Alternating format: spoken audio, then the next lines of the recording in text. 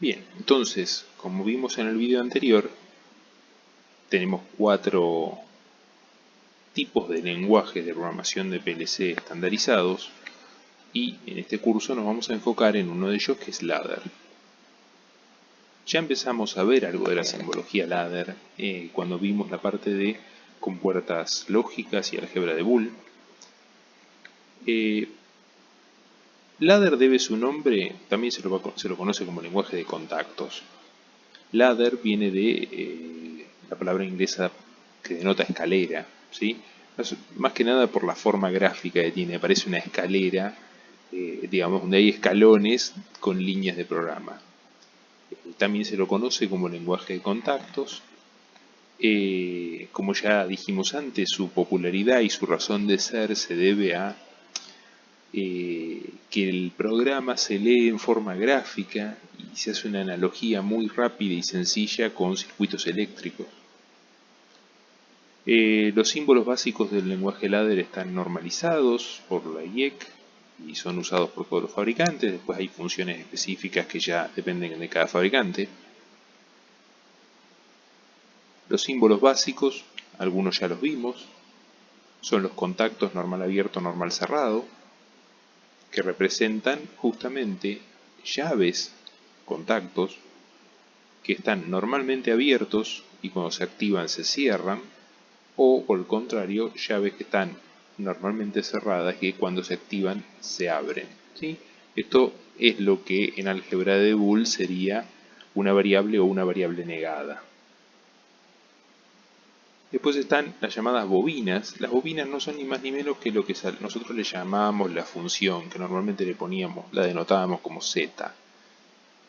¿Por qué bobina? Porque antiguamente en los tableros de automatización, donde se usaban lógicas cableadas, la acción de control se realizaba sobre la bobina de un relé o de un contactor, que es el que arrancaba el motor, activaba lo que fuese exactamente. Entonces por eso se le llama bobina. Hay bobinas normal abierto y normal cerrado, que corresponderían justamente a la lógica positiva o lógica negativa. Después vamos a hallar algunas funciones ya nuevas que nos recuerdan a cosas que ya vimos de flip-flops, como por ejemplo las funciones latch, que son las bobinas set y reset. Este tipo de bobinas o salidas tienen la particularidad de, por ejemplo, cuando una bobina set se activa, no puede volver al estado cero, por más que la condición que la activó desaparezca, a no ser que se active una bobina reset. Esto, si hacen la analogía, es lo que podemos, si recordamos, podemos hacer la analogía con el flip-flop RS, donde nosotros podíamos activar la salida Q poniendo la entrada S en 1, después la entrada S la podía poner en 0 y la salida seguía en 1, y la salida solo volvía a 0 cuando activaba la entrada de reset. Bueno, aquí es más o menos lo mismo. Esto se conoce como funciones latch, ¿sí? Fíjense que acá empezamos a tomar elementos de todo lo que vimos anteriormente, de sistemas combinacionales y secuenciales. Bueno, ¿cómo se programa en ladder? De forma gráfica. Los programas ladder generalmente tienen esta forma, son líneas que van de izquierda a derecha y de arriba hacia abajo. Cada línea se la llama escalón y cada escalón representa una línea de programa, que puede ser una función o una parte del programa de automatización. Entonces, por ejemplo, aquí arriba tengo una función lógica, donde estas son las variables de entrada, los contactos identificados como M0 y M1, y T1, la bobina, es la salida. Si lo pensase en términos de álgebra de Boole, la salida T1 es igual a M0 por M1. ¿Por qué? Porque T1 solo va a ser 1 cuando estas dos sean 1, o sea, las dos estén activadas. Y eso es una operación lógica AND. Acá tengo una segunda línea de programación donde hay una función, ahora vamos a ver algunos ejemplos. Acá una tercera línea donde tenemos dos funciones de salida. Entonces tenemos una salida M3 que depende de M12 y una salida M5 que depende de M12 por M0. ¿Sí? Fíjense cómo leemos el programa en términos de álgebra de Boole. Entonces, insisto, cada uno de estos escalones representa una ecuación independiente, una función lógica. El programa se ejecuta de arriba hacia abajo, de izquierda a derecha. Veamos un ejemplo muy típico en aplicaciones industriales, que es el control de arranque y parada de un motor. Supónganse que tenemos un pequeño PLC compacto, de pocas entradas y salidas, y una de las cosas que tengo que hacer es controlar un motor. Y lo voy a controlar con dos pulsadores. ¿Sí? Cuando digo pulsadores, me refiero, imagínense, al botón que uno pulsa y lo suelta. ¿Sí? No me refiero a la llave, al interruptor, como la llave de luz, que uno la pulsa y queda en la posición, digamos, activada, y hasta que no vuelvo a pulsar no la saco de esa posición. Me refiero al pulsador, al botón que uno presiona y cuando retira el dedo el botón vuelve a su posición normal.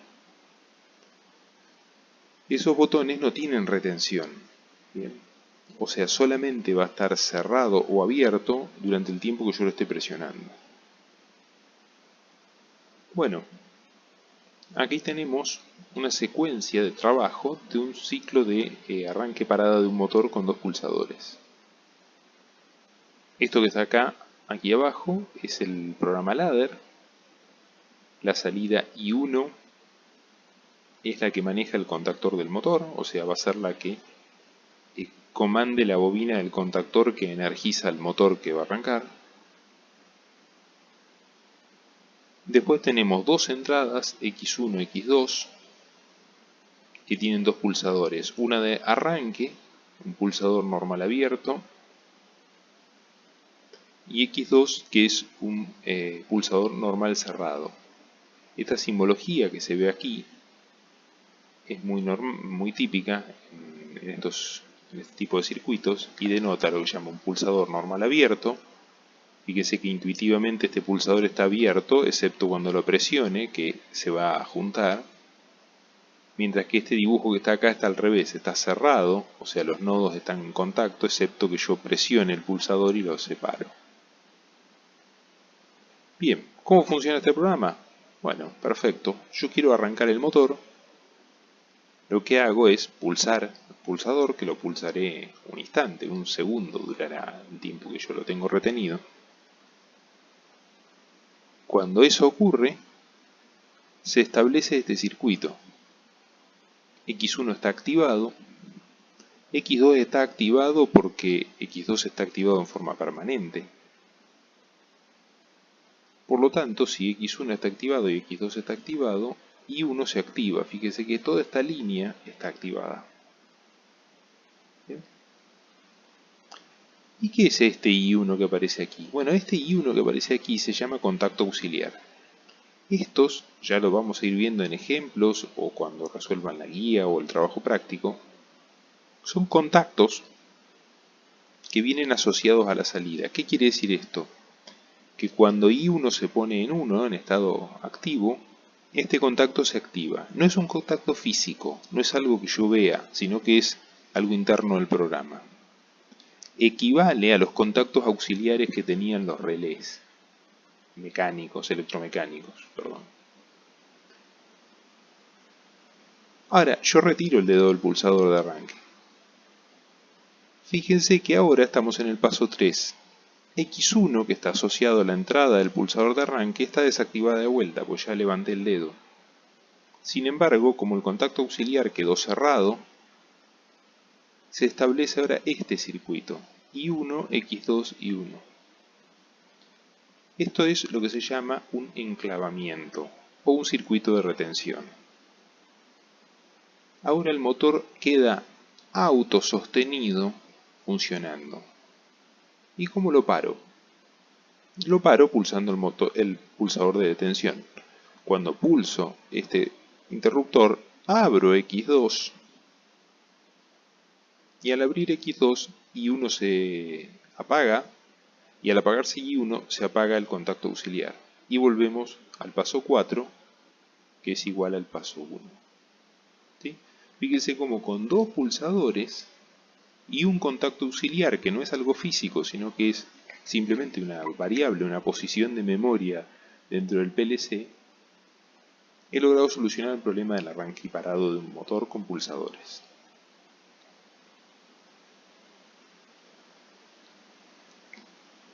Más allá de estos circuitos lógicos, de los cuales podremos ver ejemplos y resolver problemas hasta el hartazgo, dentro del PLC,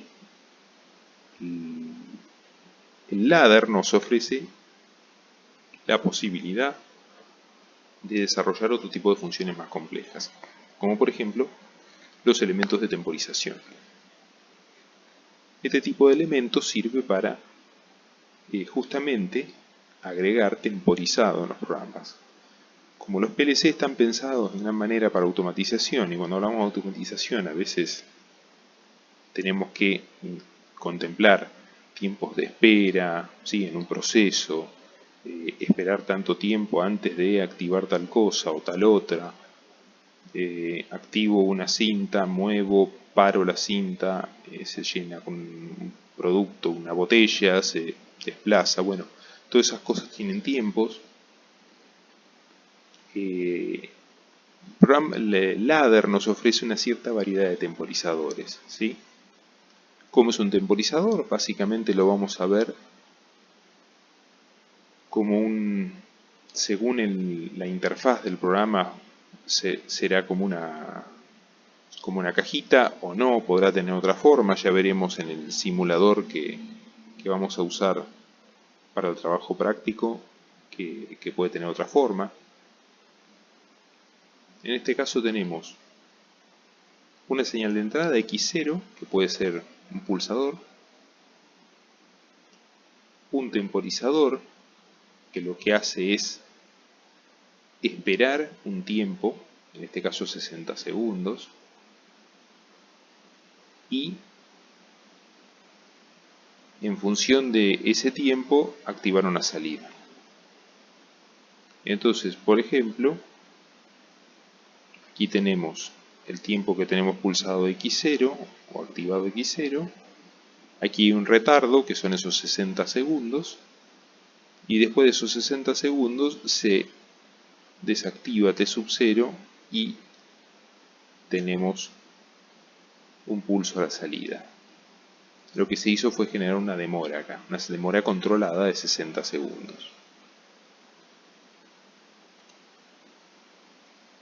Aquí tienen otro ejemplo un poquito más complejo, que utiliza bobinas set y reset más un temporizador. Aquí lo que tenemos es, por ejemplo, activo X0.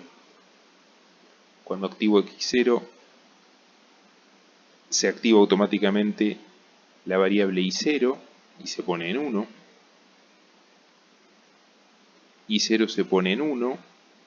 Una vez que se desactiva X0, este contacto normal cerrado se pone en 1. Recuerden que normal cerrado funciona al revés. Por lo tanto, si tengo 1 y 1, o sea los dos activados, arranca el temporizador, 60 segundos, T0, 60 segundos, y finalmente cuando termina esos 60 segundos, T0 se desactiva y se resetea la bobina, ¿sí? Y vuelve al estado inicial. Bueno, fíjense, esta es otra secuenciación de temporizado. En la práctica nos vamos a encontrar con que hay muchos más, ¿sí? Este ejemplo simplemente está para ilustrar un temporizador básico, pero van a poder ver cuando utilicen la interfaz de simulación para el trabajo práctico que hay como 8 o 9 tipos de temporizadores distintos que son configurables, donde uno puede definir los ciclos de trabajo, los tiempos, las condiciones de activación, desactivación. ¿Sí? Estos son cosas que vamos a ir viendo sobre la práctica mejor. Ladder nos ofrece también funciones o elementos de conteo que se sirven para hacer cuenta de eventos. Por ejemplo, este contador que está aquí en la figura es una función que tiene 4 entradas, un reset para ponerlo en 0, un set y 2 entradas de conteo ascendente y descendente, o sea, por si quiero sumar o restar. Y después distintas salidas, por ejemplo una salida E que se activa cuando llega a 0, por ejemplo, digamos si es un contador que está restando, una salida D que se activa cuando llega al preset, o sea cuando llega al valor objetivo, y una salida F que se activa cuando el contador rebalsa, o sea rebalsa quiere decir que llega al máximo número que puede contar y satura. También este tipo de contadores depende mucho del software particular que utilice cada PLC y podrá tener ciertas personalizaciones.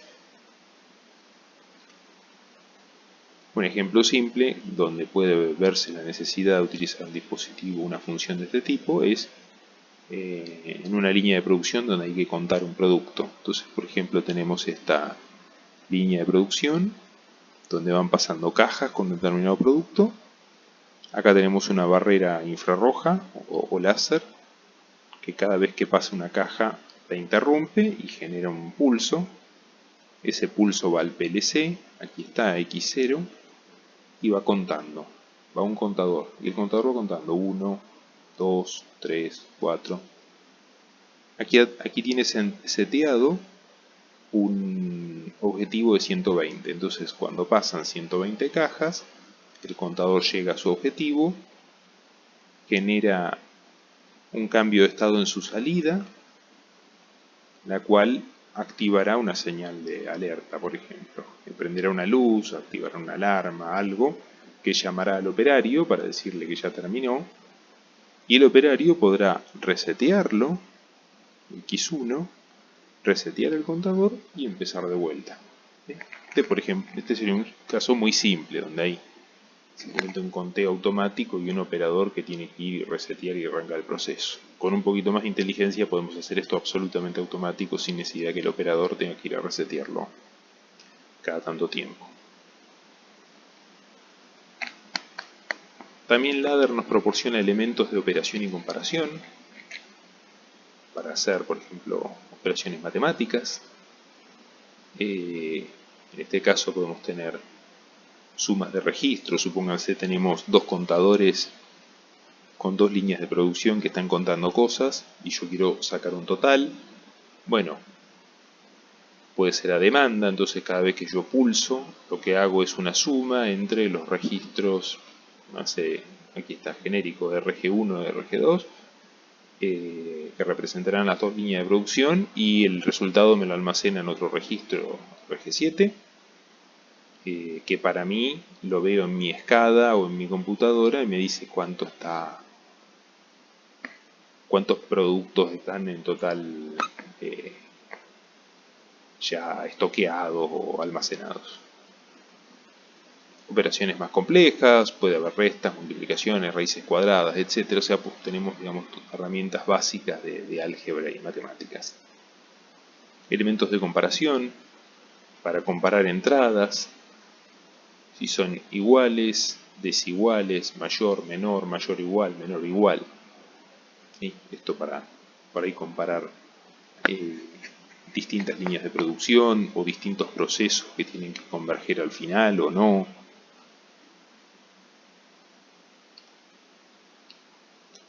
Algunos detalles básicos de programación.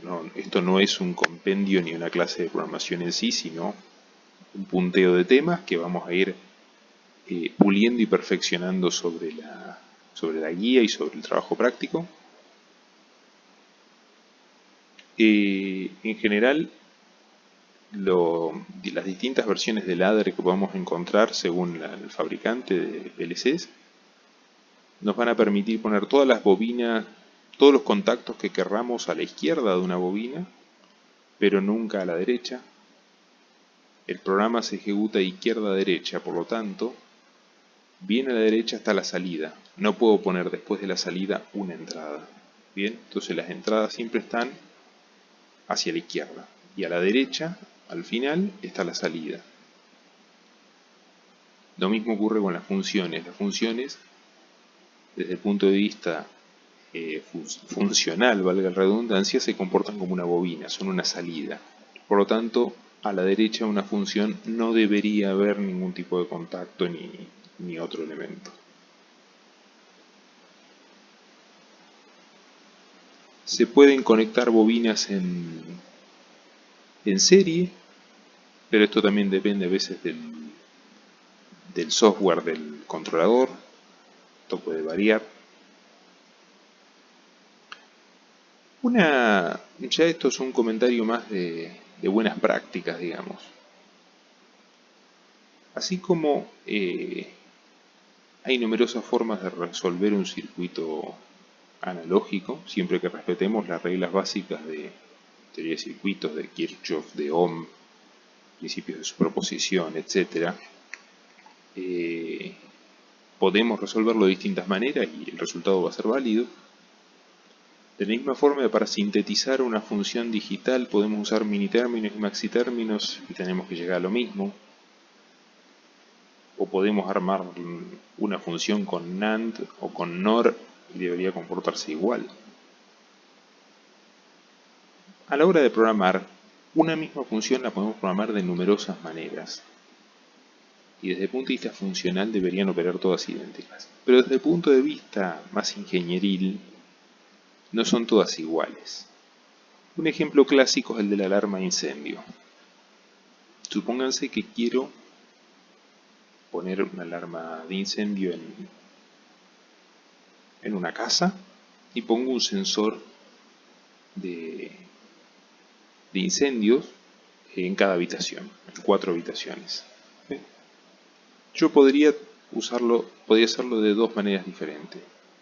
Podría usar todos sensores normal cerrado en serie con una alarma, de manera que cuando alguno de ellos se activa, la alarma se dispara, ¿sí? O sea, aquí en realidad debería ser una alarma negada. O podría poner todos sensores normal abierto en paralelo con una alarma, de manera que cuando alguno de ellos se active se dispara la alarma. Desde el punto de vista funcional, son análogos. ¿Sí? Si hacemos, recordando un poco de Morgan, la suma de esto no es ni más ni menos que una suma lógica. La suma de estos 4 contactos, si la invierto y le aplico una barra de negación, se convierte en esta multiplicación de contactos negados. Bien.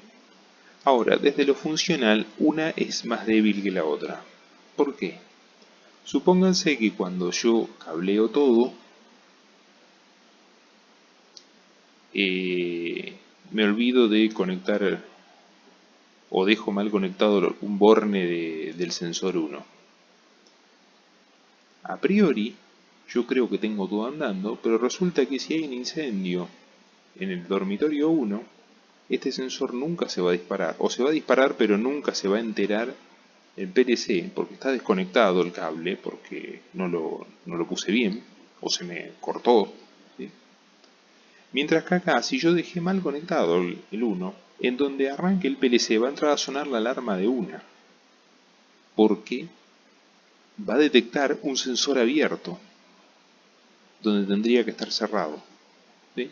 Entonces, esta conexión en serie, para esta aplicación de la alarma de incendio, es intrínsecamente más segura que esta otra. Desde el punto de vista del esfuerzo de computación es el mismo. Desde el punto de vista del cableado, la instalación no cambia mucho, pero desde el punto de vista de la seguridad, este dispositivo, esta programación de aquí, es más segura que esta otra. ¿Sí? Estas son cosas que además se aprenden con el tiempo, con las buenas prácticas, digamos. Nosotros en este curso vamos a apuntar a lograr que los programas funcionen y hagan lo que tienen que hacer. Después los iremos mejorando con este tipo de conceptos.